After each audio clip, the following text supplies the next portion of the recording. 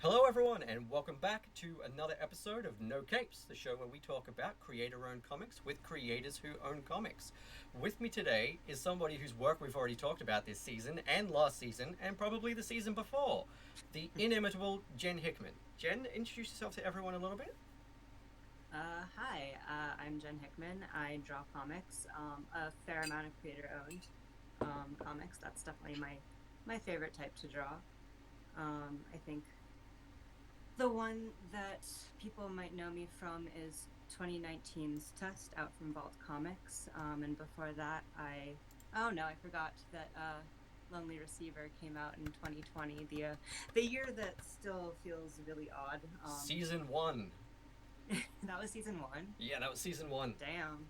Well, it's still difficult to make time make sense from 2020 onwards. Oh, boy, tell me about Lonely it. Receiver out from Aftershock Comics. And then previous to Test, I did Moth Whisper, which was also out from Aftershock Comics. I really dug that too. Wait, what? I really dug that too. I think that was actually the first comic of yours that I read before Lonely Receiver. Yeah, that was with Ted Anderson, and he put together such a really cool character and a really fun world. Let's see, and then Test was with Christopher Sabella, and Lonely Receiver was with Zach Thompson. Nice. Yeah. And coming up under your name on the good old Comixology is Spread. Did you do covers or internals on that? I did a guest issue of Spread in 2016, I think, maybe. Might have been 2015, but a million billion years ago.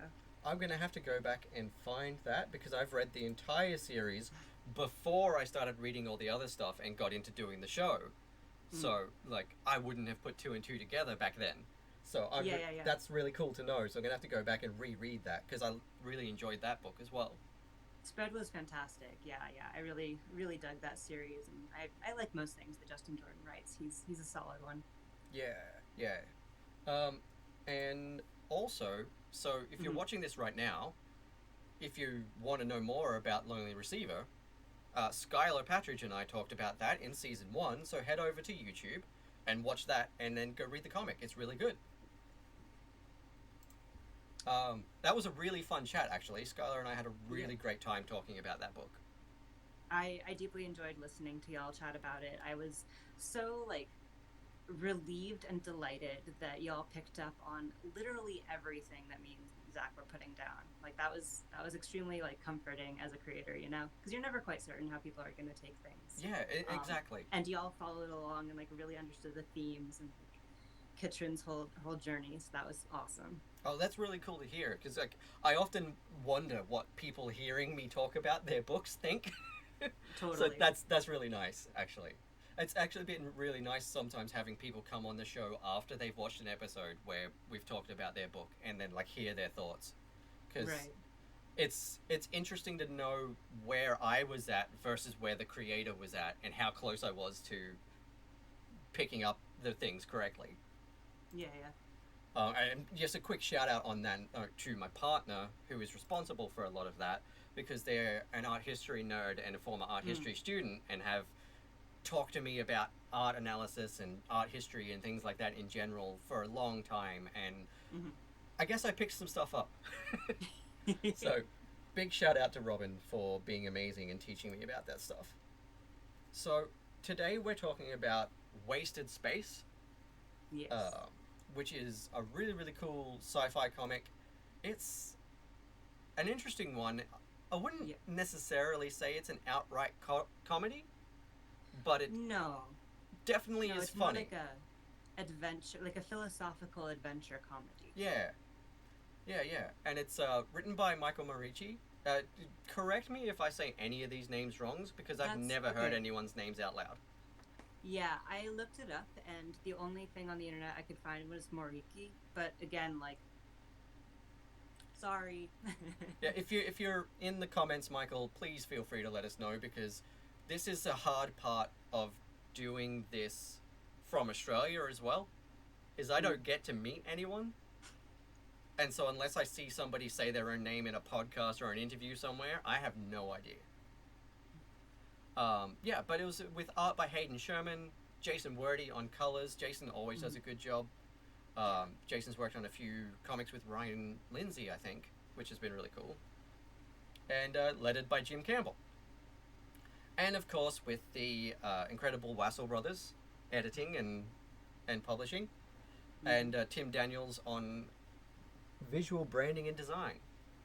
Yeah, truly beautiful stuff from Tim. No one's surprised. No, me neither. And I've said this a few times before, but this is almost the Vault Comics show. Yeah. I'd say half, if not a little bit more than half, of the comics we've talked about on the show have all come out of Vault. They're doing good stuff. They really are. And so what else would Comixology? What else would you say to give like a Cliff Notes synopsis of this book? Okay, so it's a 5-volume miniseries, which I guess you would just call it a regular series at that point. 25 issues. I would say that it is hitting a lot of really classic, like old school 1970s, 1980s sci-fi visual notes, and that it sort of, I don't know, does a quick run around the lap of Western philosophy, which I don't really know if that's a Cliff Notes version of the description of the story, but it feels pretty thematically accurate to me. It's about a guy named Billy Bain, who for a brief while was at the center of everything as the voice of the creator, persuading, I assume, hundreds of millions of followers to do whatever he told them to do. And unfortunately, the creator told him to back this awful despotic dictator. And so he did, and then the dictator came to power and things were bad. And we sort of begin our story with Billy at rock bottom, having sort of created this and feeling terribly responsible for it. It was a really nice introduction to just sort of come in at, here's Billy at the point in which everything is fucked. Yeah. And then have to find out how it got fucked, how he's related to it, that he's responsible for it, and that the creator is kind of a dick. Understatement.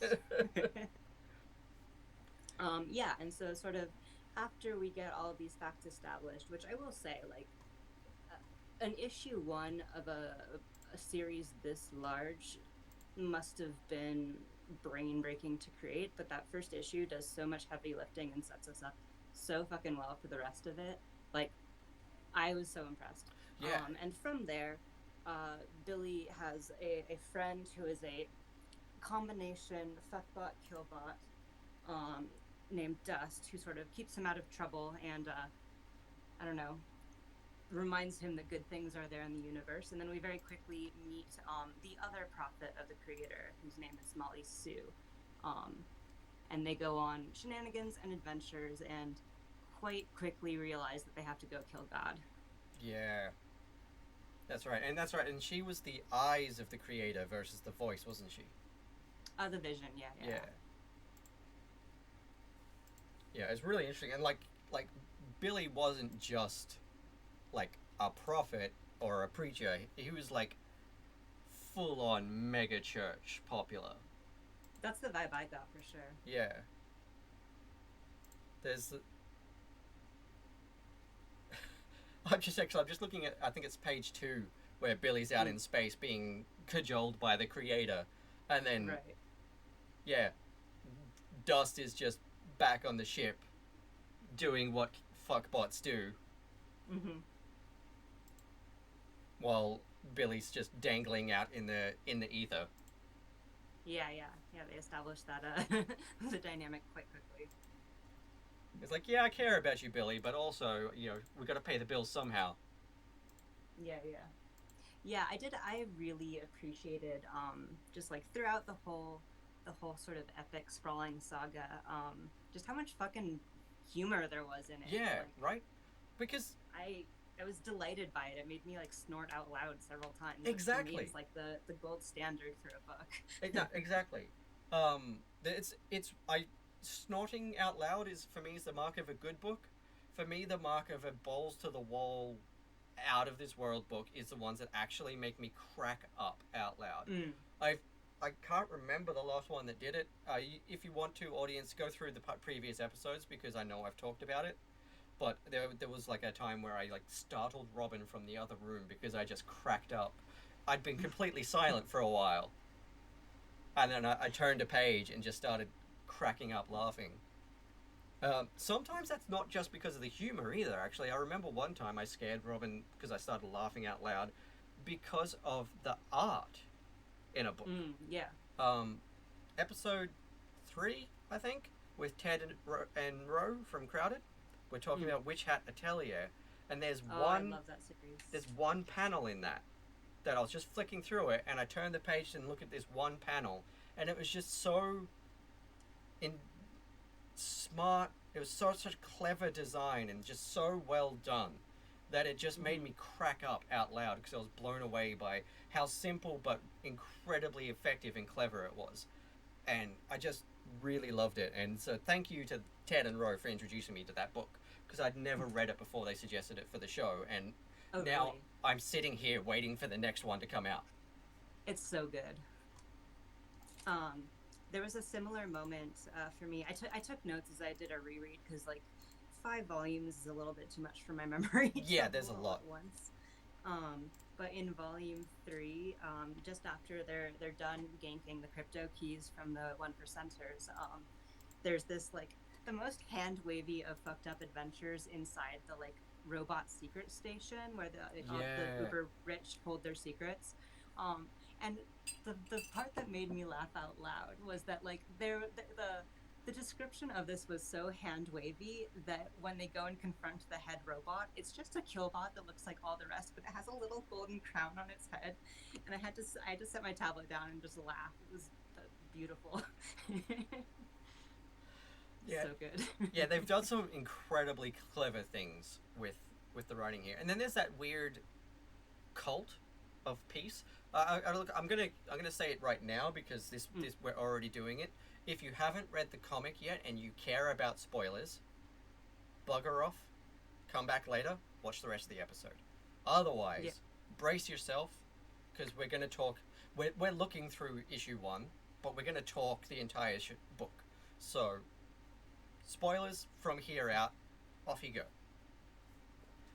So yeah, that weird pacifist cult that Dust went to, and Dust's ex was there with the big metal jaw, and that I can't remember all of the specifics of it, but I remember as soon as they got there and started talking to them, I'm like, I don't know about these guys. This is weird. This gives me weird vibes.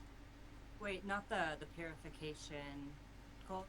I think so, and okay. Yeah. Where they sort of had to escape from them again. Yeah, I was thinking of it in my head as Therapy Planet. yeah, and that's it. Like they present themselves as just this really wholesome wellness, in coming to terms with yourself sort of thing. But yeah, it gets real weird. Yeah. That was a very memorable moment, and I really liked the designs that Sherman brought to them because like I don't know, they have this. Well, and I guess Wordie's colors as well. Like there's a lot of really intense like blues and reds and just like thick stripy blackness that like for whatever reason made it all even more unsettling. Yeah, and I really love like, that about the art in this book. Yeah. I think Sherman. I don't know, like I am such a sucker for a sci-fi universe that feels like really lived in and sort of gritty and something that plays with scale but on a people level, so it doesn't get like so big that you're like I no longer understand how to compute this space anymore. And I think that Sherman brought a lot of all of that, like everything just felt like a little gritty around the edges, and that's exactly the sort of thing I love. I know exactly what you mean, and I think that's really important with sci-fi is that you've got to show the vastness of space if you're doing this kind of a book. You have to, but absolutely, if you don't focus more intimately on the people, like you said, it loses context. Yeah, well, and I think that ties right back into like the sort of cosmic themes filtered through these very individual little weirdo characters, right? Because Yeah. it's very heady. There's a lot of huge philosophical constructs about fate and free will and purpose and agency and all of this stuff and choice. And that's to me like the vastness of space. But then it's also like, well, in this moment, is Billy Bane going to do the right thing? Probably not. Right? Even when he's trying to do the right thing, he's doing many wrong things in the process. Yeah, he was a very fun protagonist. He was, and like, I do love a protagonist that you really want to hate, but you also can't help but root for, because, Yeah, yeah, and sometimes it's not even because they're necessarily even all that likable. Sometimes sure. it's just that the antagonist is worse. Sometimes I've they're never thought of just it like that. Yeah. worse. And I mean, even when Billy is growing and becoming better and starting to have better relationships with people, he's still a Hmm. dipshit. Yeah. Even Billy at his best is still a dipshit. But at all points, all of the politicians and the creator itself are so much worse that you really want Billy and his team to succeed. Right, right. So, did you have a favorite character or favorite moment? Um, I like Dust. Dust was great. Yeah, Dust is so likable Yeah. and just has such tender and real relationships with almost every single character in the book. Even when Yeah. they partner up with that new team of weirdos and like the God Killer and stuff. That was hysterical. The part, like, I don't know, it felt like such a departure from how the rest of the series had been that it was like a breath of fresh air. It was delightful. Right? And yeah, then suddenly these guys are just all part of the crew now. Yeah. And they're so bizarre, such strange characters. But then, Hmm. like, Dust is immediately just like, family, yeah, in you come. Sure. Yeah. And Dust, especially when he gets his 80s porn star mustache, Yes. cracks me up. That mustache was such a good decision.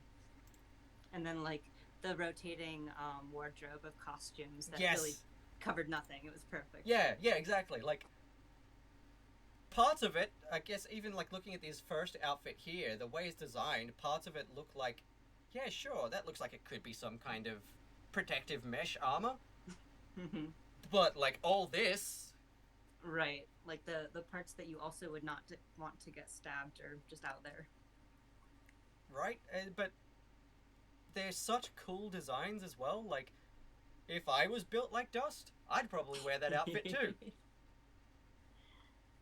Yeah, I really appreciate how much just how like thick and solid all of Sherman's figures are, and like I feel like that was something that they were always really strong with, and then as this series kept going, like it was more and more established, and it was just so cool, very very inspiring. Yeah. And some of the like creature designs and stuff in this book are incredible. Hmm. Oh Um, yeah. like in this scene where they've gone in to confront old mate in the church or whatever it is, the skyscraper, and Right. those mercenaries or guards or whatever come running Hmm. in, and they're all Yeah. like these weird solid stocky things with the big skull plate helmet on in Yeah. their red armor, Yeah, yeah, it's a good look. and then they take that off, and like their neck extends. Oh, I interpreted that as like those were exoskeletons and the aliens were like tapeworms. Oh yeah, yeah, that could be. But you know, it Yeah, could just be a really long neck. I don't know. Like that makes sense as well. Like it's not actually revealed here, Yeah, other it's just than fun. something stretches. Whether that is their body or just a neck or what, I have no idea. Sure. Yeah, yeah. No, those guys were great. I also really liked Legion's design. Yes, yeah, Legion was really well designed too. Yeah. Um, Legion is portrayed as a big bad for the At first first. bit that Yeah. they're there, And then it turns Yeah. out that, oh, maybe Legion's a little more complicated than that. Yeah, I think if I feel like with Wasted Space specifically, using the phrases good and bad is very much not the point. Yeah, exactly. At least It's Legion was trying to do good things and not cause harm. yeah, Legion was trying to deal with the creator who was doing more harm than anything. Right. Yeah. And so while being big, scary, and kind of murderous, Legion was trying to stop the creator who is responsible for so much other suffering in the universe. In multiple universes by the end of the book. In multiple universes. I thought that twist was really fun, where we got to go to a future version of Earth, basically. That part killed me. The bit with the jet ski specifically. I was sitting there giggling the entire time I was reading it. That was so much fun. Yeah, and that's the thing that I definitely will say is that this book is super fun. Yeah. Yeah, and I do think that if I don't know, I feel like it was a really sort of, yeah, of course this thing is shaped the way it is because it had to be the best version of itself, but I also think that I might have bounced off of this book if it weren't so funny, because like there's a lot of just talking philosophy that circles around and around and doesn't really go anywhere. Yeah. And that can be very fun sometimes if you're in the right mood for it, but having that like consistently goofy sense of humor going on really kept me into the book. And right. Well played, everybody involved. Yeah, exactly. Fantastic. Yeah, they did such a good job with that, because like it's not just that the characters are funny and the situations that themselves get in are funny, but like also, as much as there is that constant philosophy talk, the characters themselves also make fun of the philosophy. Yeah, and it's definitely more of the thing where the characters are on this journey for themselves instead of the author is shouting at the reader, you know? And I think that's probably the difference between that sort of theme in the hands of a good writer versus in the hands of maybe someone who's not as deft. Yeah, and that's definitely what I loved about it, is that like there is a lot of talk of philosophical ideals and political ideals and you know, religious doctrine and a lot of topics that can actually be really heavy, whether like emotionally really heavy or just a slog to get through because there's such dense conversations to have. But it wasn't just an author, you know, expositioning at us. Right. It, like you said, it felt like these characters are each on their own journey. Like, this is a world in which God is real. Yeah.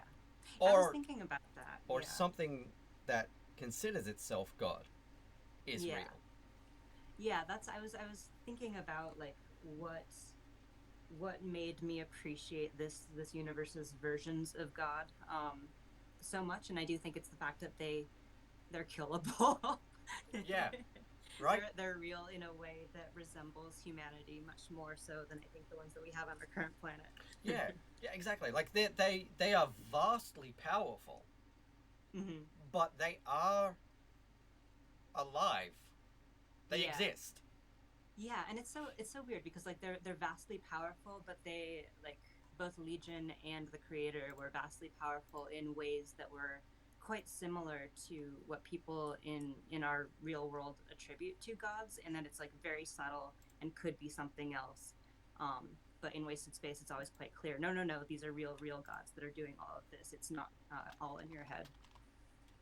Exactly. Yeah, they it's not something that can be misinterpreted in a way that like you have to question whether it is even a thing. It's like no, it's like quite literally the point your telescope over there, and there he is. He's watching right now.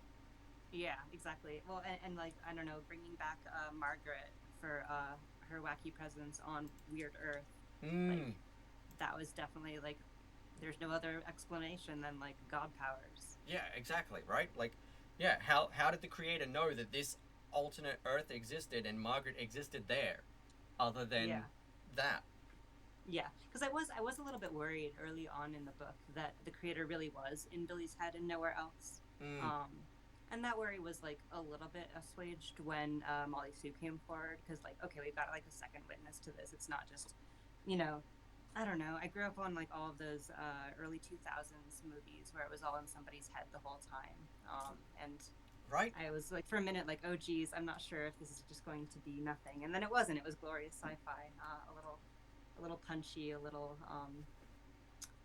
I don't know, a little bit more fun.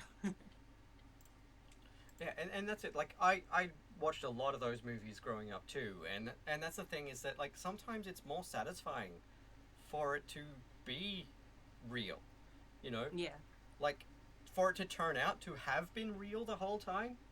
yeah, And like sometimes that makes the struggle more satisfying and like makes the journey more interesting. And like the the protagonist and the surrounding cast may think that they're going out of their minds, and then it turns out like no, you were right the whole time.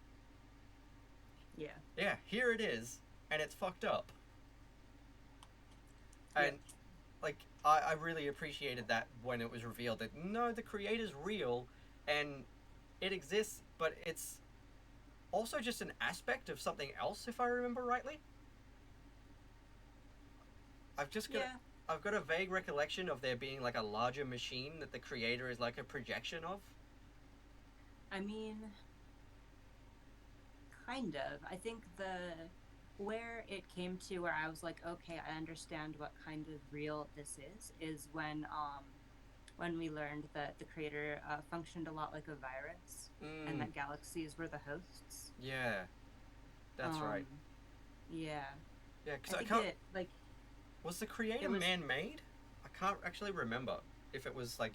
I think it was implied that it was man-made because we saw in its little like cute origin story thing, which I did.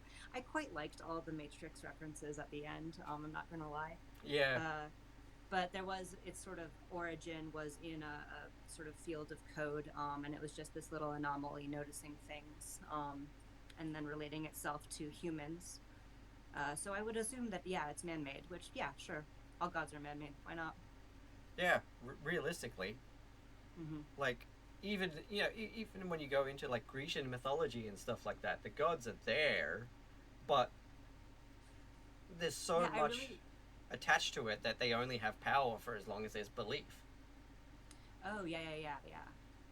I did. I very much liked that both Prometheus and Sisyphus kept getting referenced repeatedly in the book, Mm, because I felt like those were really good. Um,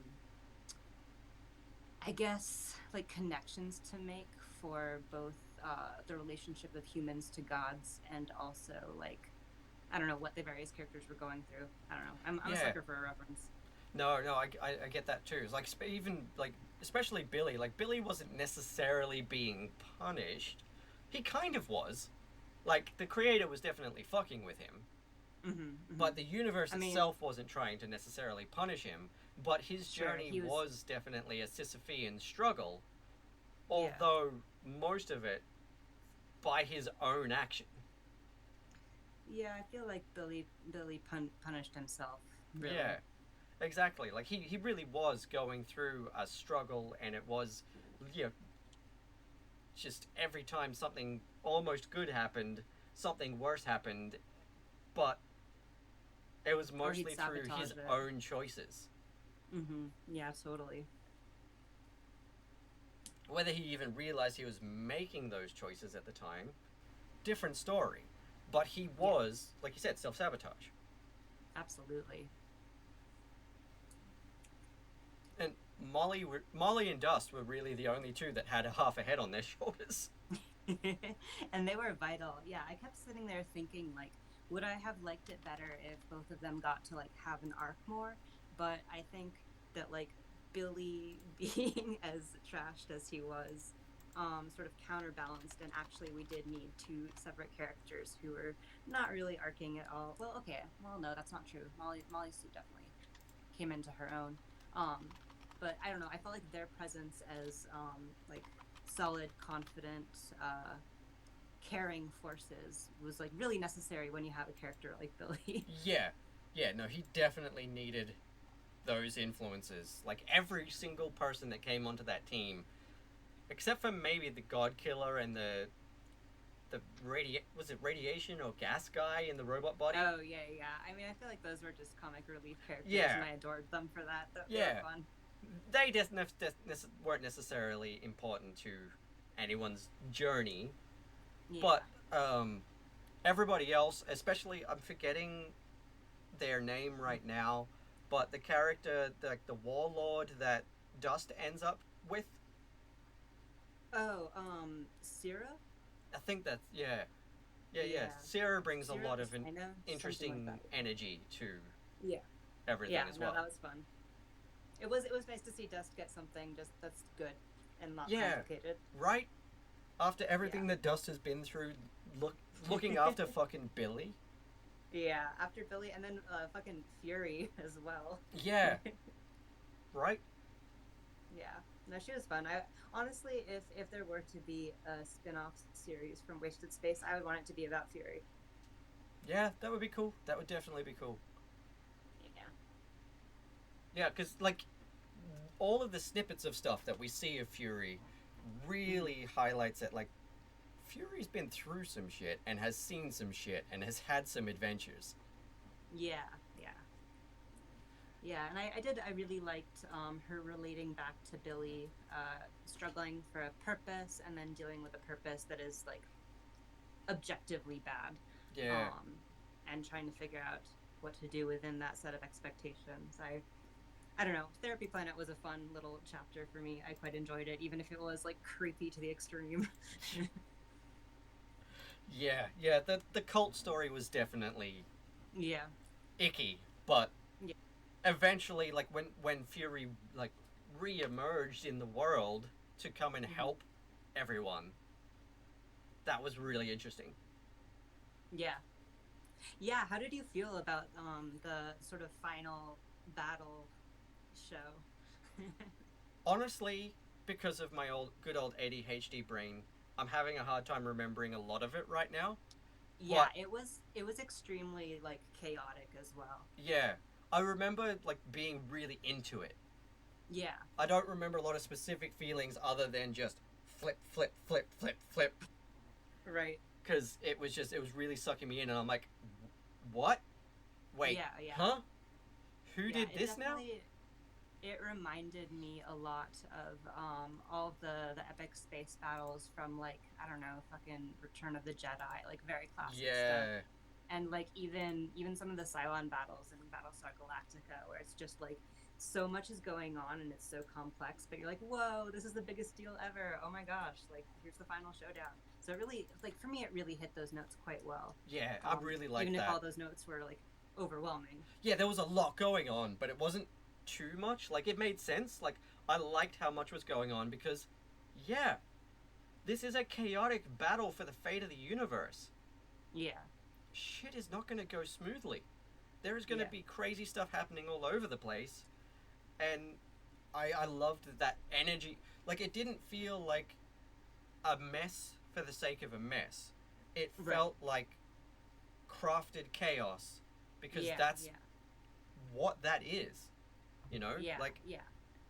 That whole part of the story, from the protagonist's point of view, would just have been pure chaos. Yeah, and I feel like that sort of chaos is really challenging to capture well in a comic, and Sherman did an amazing job. Like, I think all of those really, like, fun, trippy layouts with all of the, like, odd-shaped panels and, like, leading us through the page design rather than, like, just going for what our expected reading order is. Like, I feel like that really worked well with the sort of unfolding chaos and things coming to a head. Yeah. I really liked that.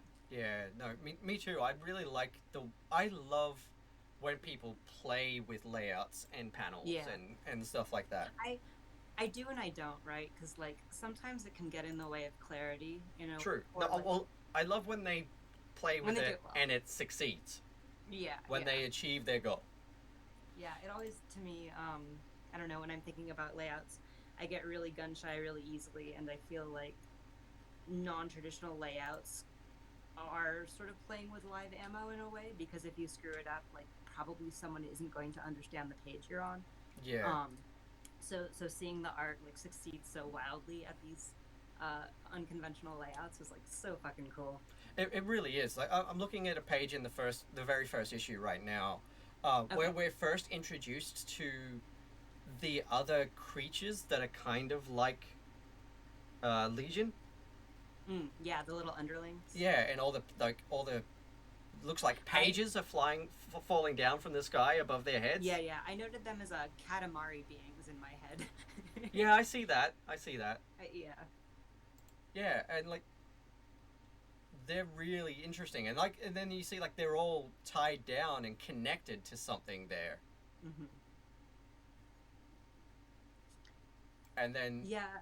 I we're think introduced to. if there was one thing I want more of, it's a little bit. And like I know some people find this so boring, but like I want more of the nitty gritty explanation for like all of the like clearly intricate systems that are just like being laid down like that. Like Right, who are these beings? Why are they there? And yeah, how are I they want a connected? visual dictionary for this world.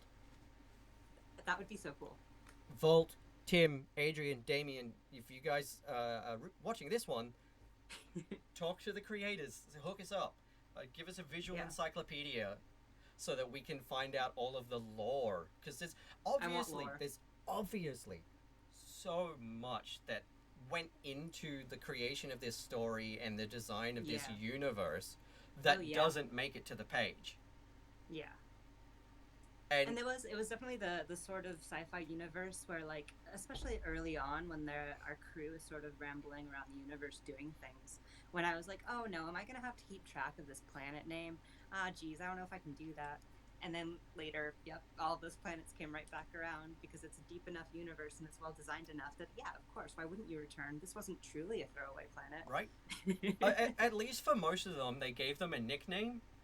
Yeah. You know, like, like this is a pleasure planet. This is the casino planet.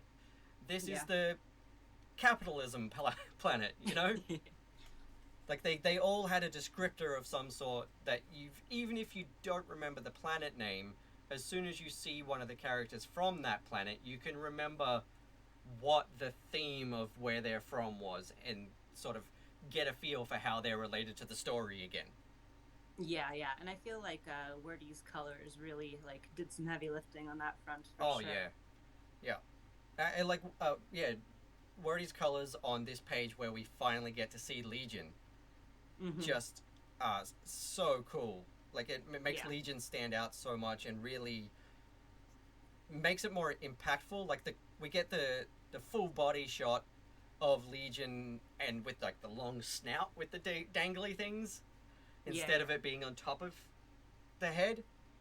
yeah, Um, and then that extreme close up with the yellow background. I really like that juxtaposition. And the thing, especially with the colors that Wordie did, that I love the most about this book, that hmm is like something I love about Wordie's work in general, honestly, hmm but stands out especially in this book to me is the textures.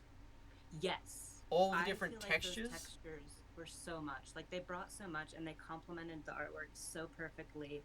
And yeah, they made everything feel so lived in. It was Right? fantastic. Like you could do these same colors without the texture and it would probably still look fine.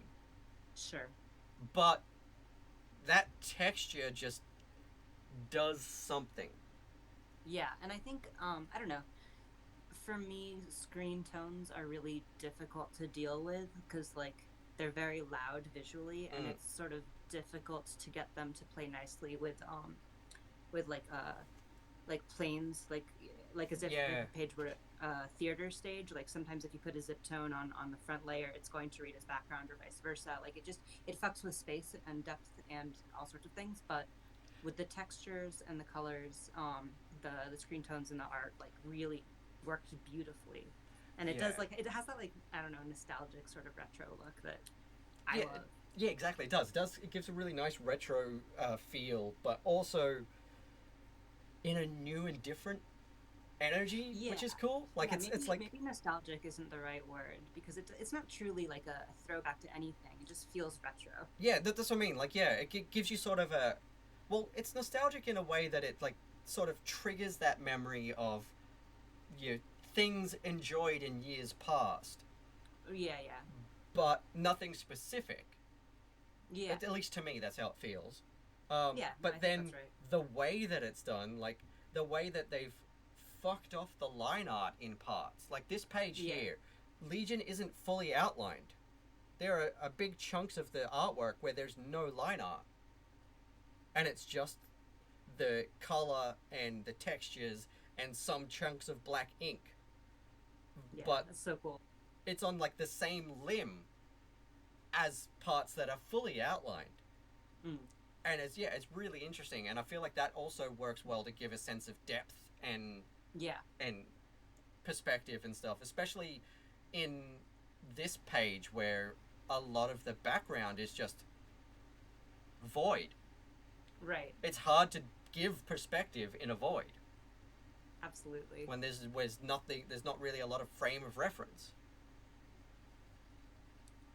But the way they've done that, with the back leg mostly being not outlined and the front leg being outlined with just some parts missing it quite clearly shows that Legion isn't just standing straight on with a wide leg stance or anything. Like, the 1 foot is shifted and he's emerging from that little building. Yeah, he has a great sense of scale to him, which is really impressive. Yeah, I really, really like that. And yeah, I'd really want that encyclopedia, because I've got questions. Like, you can see Legion's eyes here, but like, is that his eyes that go all the way down the snout? Right. Like, I choose to believe that is, because I can't imagine how that would be, and that's fun. Right? Like, like, what functional purpose does that have, having eyes all the way out here? Right. But like, also, how does he avoid getting poked in the eye? And like, this is visual encyclopedia. Yeah, like, these are very mundane questions, but they are questions I have, and I have those for so many things throughout the book. Yeah. I sat there thinking about Rex for a while, and like, why did he choose to get robot everything? Yeah. By the end of the book, he's got so many robot parts. He's mostly robot. Yeah. No, that was really cool. Yeah, because I think initially when we first meet him, he's just got the arms and the eyes. Mm-hmm. And then I remember he gets, like, blasted in half. Right. Wait. I think that was what happened. Like, he got shot or something? Maybe. Yeah, I don't remember.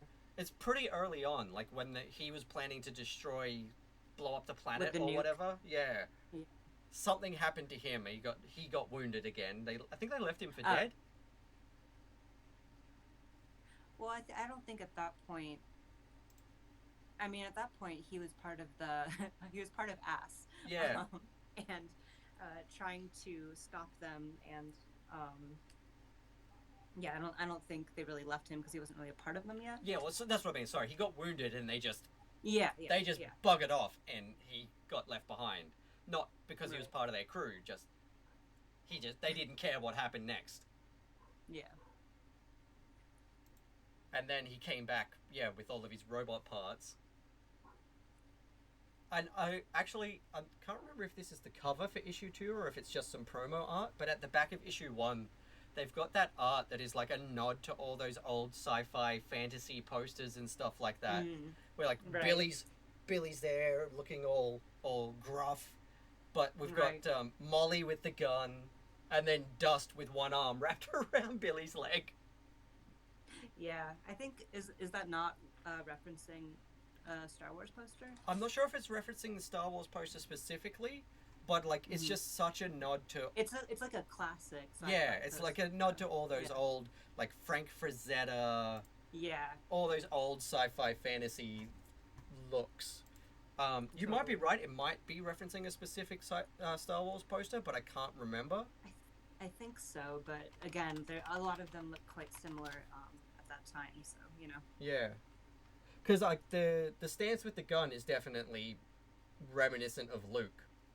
Right. On most of the Star Wars posters. But I just don't remember if there was one, like, specifically with, like, Leia wrapped around someone's leg. Because there's the one of Leia kneeling down in front of Luke when he's got the lightsaber. Sure. but she's also just holding a blaster. Yeah, so maybe it is some other. Well, anyway. Yeah, but it's very reminiscent to me of like the old Conan the Barbarian Oh art my and god, all yeah. that sort of stuff, where there's Yeah. the big hero with a lady wrapped around his leg. So like that Yeah. trope is so tired, but I love Yeah. when something makes a nod to that trope in Oh a yeah, yeah. funny and more subversive way. Completely agreed. And like, yeah, here we've got this just dweeby little asshole in the front position, and then we've got Dust, who is like arguably the hero of the entire series, just laying down with his gun and one arm wrapped around him, Mm-hmm. and like their relationship is so cute. Oh, it was so much fun. Like It really Billy was. likes to pretend that he doesn't just love the hell out of Dust throughout most of the comic, but it's so Yeah. obvious, and Dust knows it. So Yeah. Dust puts up with so much of Billy's shit because he knows Billy, and he knows that Billy is Yeah. absolutely helpless on his own. Yeah, the moment in volume 2 where literally they put the entire quest on pause to go get Dust a new arm was like everything to me. Like, of course you do that for your bestie. Yeah, Of course right? you do. But Billy like solidly refuses to admit why he's doing it the whole time. Yeah, exactly. He's like, no, you're no good with one arm, and that sort of attitude. Right. I was like, Yeah, no, great. you just want to help your friend out. It's obvious. Yeah. You big softy. Yeah. Get some therapy. But not from the cult. No, not from Therapy Planet. I also do love though how Rex and his dickhead mates are in the background of this. As like Rex has got the fucking nuke on his back in the background of this poster as well. Like yeah, of course. So funny. Let's just carry that around in a backpack. Yeah. Yeah. Oh. We've reached the end of issue 1 on Comixology, but there's still so much about this book we can talk about. So you guys watching can just enjoy this nice piece of art right now. Actually, I didn't ask you when you asked me. Who was your favorite character? It's always really hard for me to pick favorites. It is.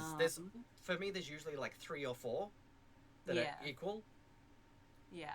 It's funny because I tend to not like protagonists, and I tend to like the shitheads. But in this book, the protagonist is the shithead. So right?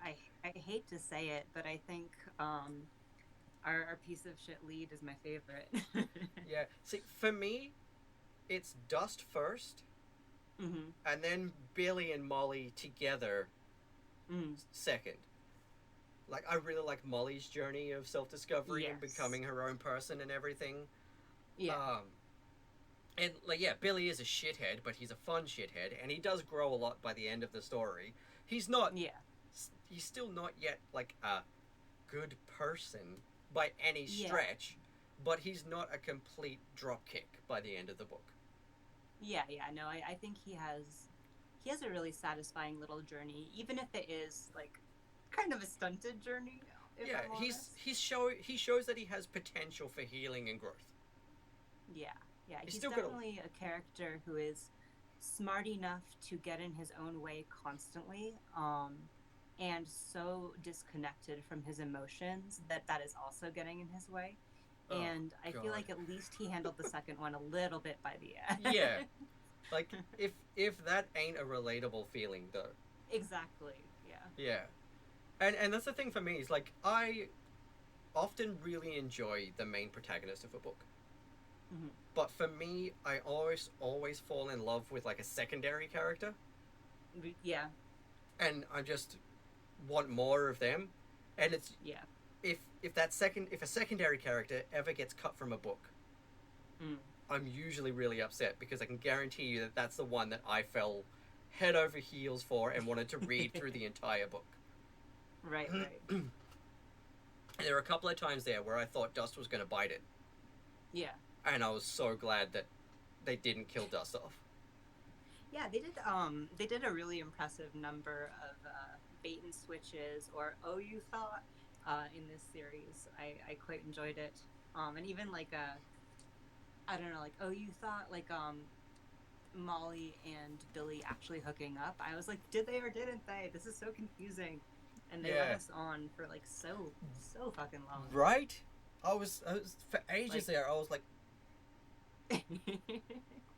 what is happening here? Like, what's going on? yeah. And yeah, it was so frustrating waiting for the answer. Right. Yeah. Yeah, they did a really good job of making that excruciating. But yeah, just all in all, it's such a well-crafted universe. It's so much fun. I'm so glad that this wasn't a book that got cut early. Yeah, I feel like it's extremely rare for creator owned books to be given as long a leash as Wasted Space had. Mm, And I think that what they did with that space is fucking awesome. they really did, Um, because this and there was this and another sci-fi spacefaring comic that I really loved that I got into at the same time. mhm. Unfortunately, it did not get the same treatment, and it got Oh, cut that's a before it shame. finished. That was I Out have. of Darkness, Oh, okay, yeah. and that one was really fun. Like, it's some weird supernatural bullshit with like Mhm. their ships are powered by god engines, Oh, okay. and like they've got like war priests and Mm.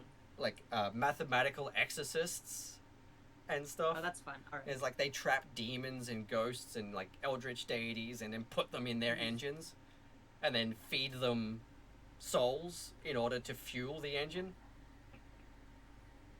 and just all that kind of stuff. And it starts Mhm. immediately with somebody stealing a ship. Amazing. And yeah, it was such a good book. And then it had a crossover with Chew.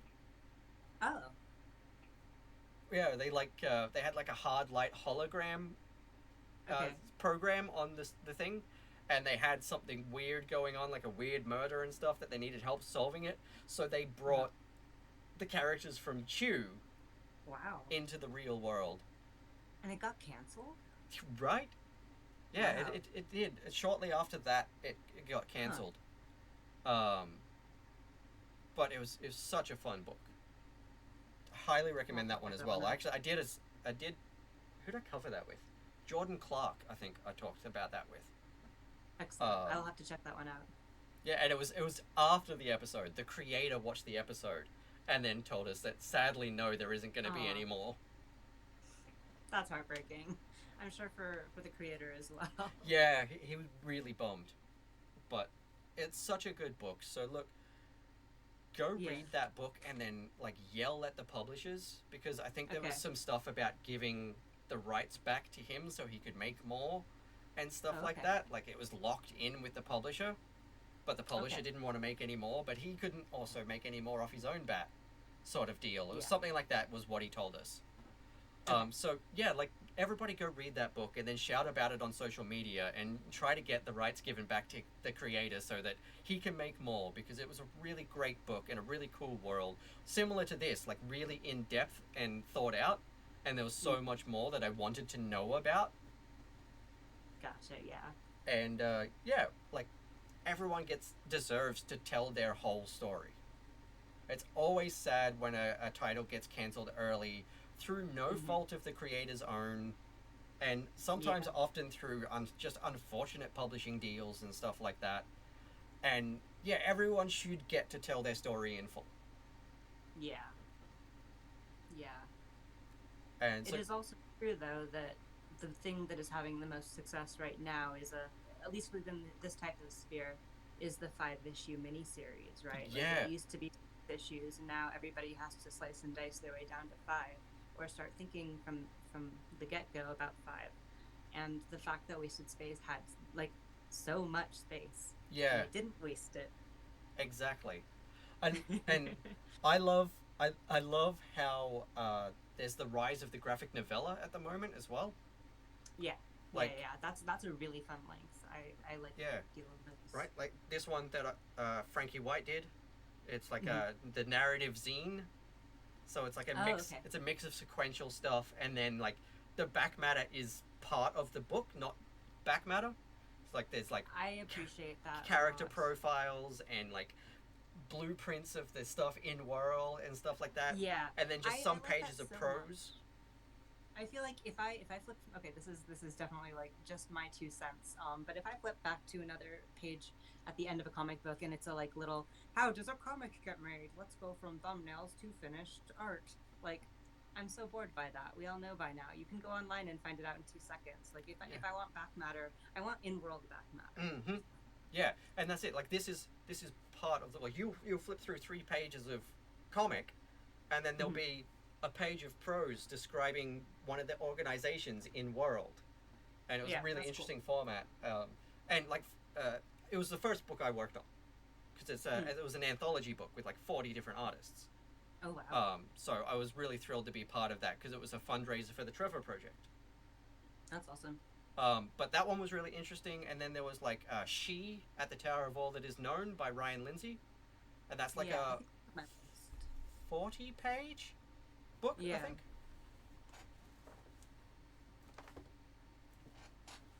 It's not thick, that's for sure. Hardcover. Yeah, they did really cool. Like, oh, that's dope. That's lovely.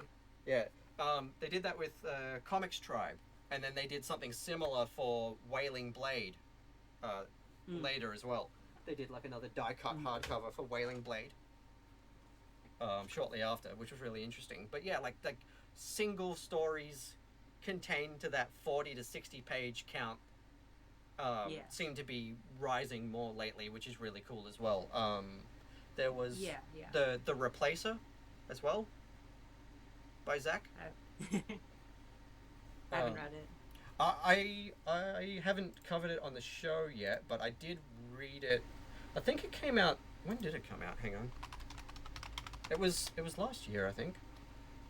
And I'm just trying to remember if it was around the same time as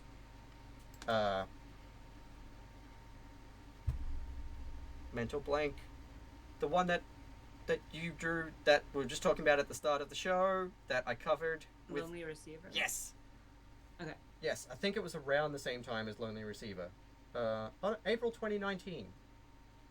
Wow, it's that long ago already. I thought I only read it as I started No Capes. I'm so weird right now. It really is. But yeah, that was Zach Thompson as well. Oh. Shit, I should read it then. And yeah, it's 64 pages. And it was like inspired by a true story of Zach's, you know. Okay, yeah. I think I remember hearing noise about it, but no, I should fucking read it already. It was really good. It's intense, but really good. Yeah. I mean, that seems to be, at least in my experience, where Zach shines. Yeah, right? Yeah. Look, honestly, Zach, if you're watching this, hello. Yo. I'm here, and like, I don't know if I can do sequentials for you, buddy, but like, let's talk covers. I would love to do a cover for you. Let me get spooky with you. Yeah, Zach's horror stuff just. It's fantastic. Tickles the right nerves for me. But yeah, Lonely Receiver, one of my favorites. The Replacer, one of my favorites from that year as well. Wasted Space, Out of Darkness.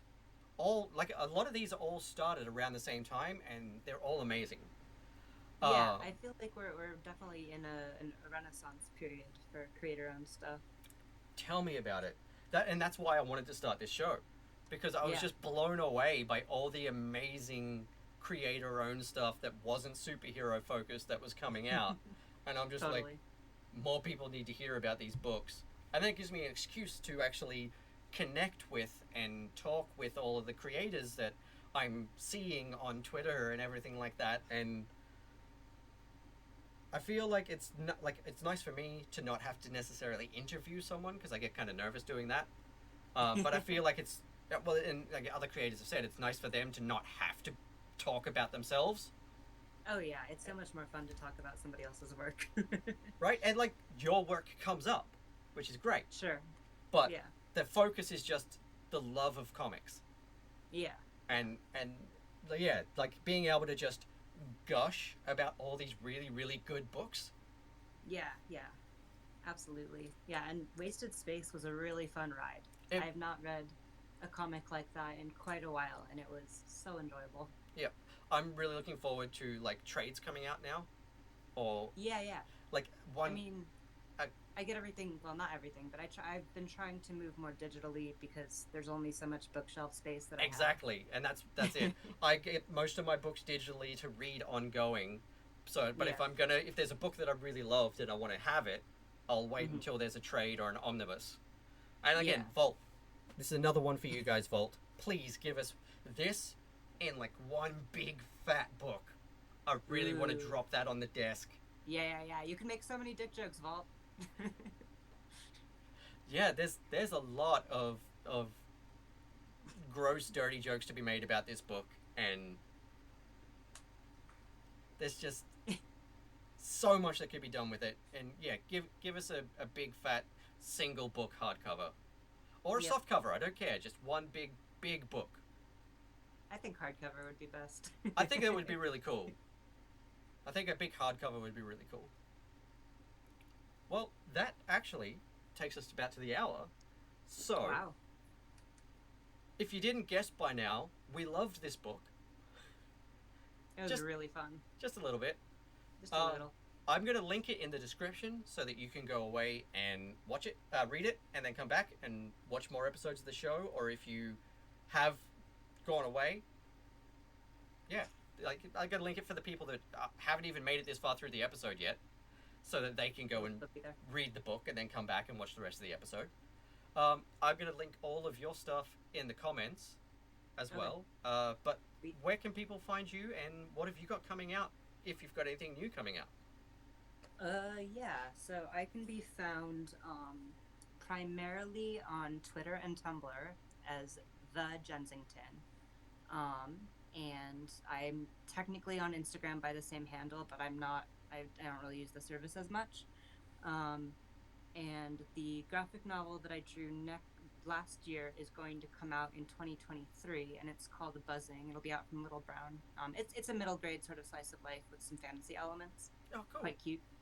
And I think that's it for stuff on the horizon right now, unless I'm forgetting something, which I always am. Well, but I think that's it. Keep an eye out. Go follow Jen on Twitter and or Tumblr, depending on what you use. I will link. I don't think there's anybody left on Tumblr with me, but that's fine. I've got an account on there, but I haven't used it in a long time. yeah. I feel like when the Great Porn Ban happened, everybody left. Yeah. Yeah. Except for like some die-hard accounts that are somehow still managing to get away with posting it. They are. Every now and then I find one, and I'm like, "How? You're wizards." But yeah, I will link those comics of yours that we've mentioned throughout the episode below. I'm just gonna slap your Comixology profile in there so they can see everything, because there's some really cool stuff that one in always there. makes me laugh because the Comixology has credited things that I didn't do, and then Comixology has also missed stuff that I've done. So like, of course, bad data all around. yeah. But go read Jen's comics and go read this comic and come back for the next episode to see what we're talking about. I can't tell you what it is because I haven't decided what order these episodes are coming out in yet. But if you like the show so far, please do the whole like, subscribe, share thing. Send it to a couple of your mates. You can also support me and the show by signing up to Patreon. $5 AU a month is the base tier, and that gets you early access to most things. You get to read previews of my scripts, see previews of comic pages and other art pieces that I'm doing, playtest all my TTRPG stuff, playtest my board game stuff, and just other cool stuff in general. And that's like $2.60 American. Something like that. $2.60, $3 American a month. So maybe consider that, because once I've got like 10 more subscribers, I can start paying my collaborators to make all of the comic pitches that didn't make it into anthologies yet. And I'd really like to make those sooner than later. But this has been No Capes. This has been Jen and their adorable cat. This is Habibi. Oh, precious. I love I love other people's cats. Like, I don't know that I could have a cat myself because I've got too much crap everywhere. And they will knock it all over. Exactly. But I love other people's cats, and it's always really nice seeing everybody's pets make an appearance. Even I got to see Zola for like all of about 30 seconds when Chris came on the show because she was asleep on the floor behind him, so he didn't want to disturb her too much. Yeah. But yeah, this has been No Capes, and I'm Sean Sunday. You can find me at Brain Beast Studios everywhere. And until next time, keep reading comics, have a good time, be kind to each other, be kind to yourself. Bye for now. So you won't believe it. Here's a little bit of bonus content for the end of the episode. As you just heard, I was really, really excited and wishing for a big, fat omnibus of wasted space to throw on the shelf. Well, immediately after I finished editing this episode, Vault Comics announced the Kickstarter for their big, fat hardcover omnibus of wasted space. So, they sent me some graphics, which you can see here as soon as this video is done. I'm going to link this in the description. Please go sign up for pre-launch notifications for this Kickstarter, and let's make this book happen because it really, really deserves this collected edition, and I really want to get one. And if you guys all sign up and help fund it, we all get one. So go check it out. I'm really excited for this. The book is amazing. The folks at Vault have been really kind in helping me out to get these images, and so I can help promote the book because I really love it. So go check it out and give them some love, and let's get this done. Thanks.